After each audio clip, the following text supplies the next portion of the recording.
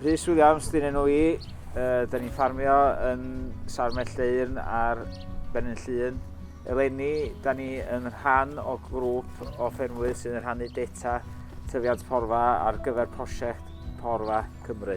Fydden ni hefyd yn rhannu ac yn egluro rhai o'r penderfyniadau rheolaeth porfa ar gyfnodau allweddol o'r flwyddyn. Da ni'n ffarmio buches laeth yn Trygama, 300 o fuchod yn Lloia yn y Gwanwyn, Lloia Chwefror Mowrth, a'r system bori cylchdroi. Bydd y buchod yn mynd allan fel maen nhw'n dod o Lloia ym mis Chwefror a fydden nhw allan o'r borfa gyda ni reit trwad tan ganol mis Tachwedd fel rheol.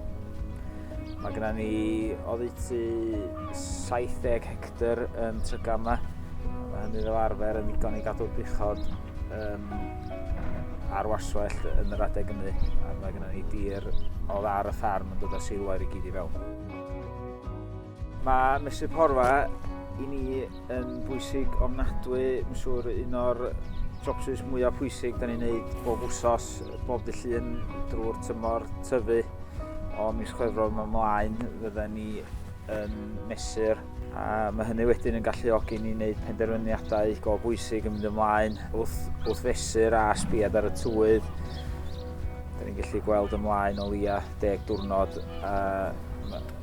Sy'n anodd iawn wneud y system weithio i'w potensial cryfa heb fesur porfa.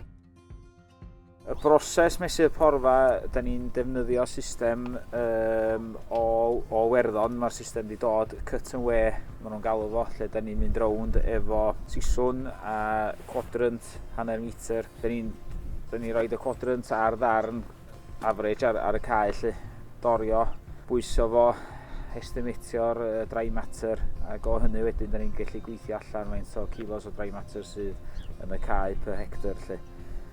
Eifion Parry sydd yn gweithio efo ni ar y cyn Trygama sydd yn neud mesur bob wsos. Mae mesur yn y cyfnod Gwanwyn yma, lle mae'n bwysig ofnadwy, achos da ni wedi storio porfa ar yr uned. Mae'r buchod wedi cychwyn y rownd ola Glan Gaea ar 10 o Hydref, a wedi borio reit drwad i ganol Tachwedd, diwedd Tachwedd. Wedyn mae'r cia cyntaf wedi cael i'w cau fyny es dechrau Hydref fel tai.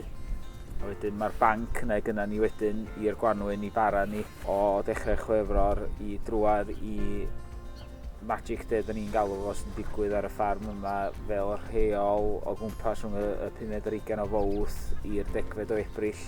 A mae mesur yn y cyfnod, yn yr ail hanner o Fowrth, mae mesur a gallu sbiad ar y tywydd. Fydden ni wedi rhoi, mae'n siŵr, application o nitrogen allan erbyn hynny. Wedyn da ni'n gallu rhagweld mwy neu lai pryd mae'r rownd gyntaf neu pryd da ni'n gallu dod â hi i ben a'r ail rownd yn cychwyn.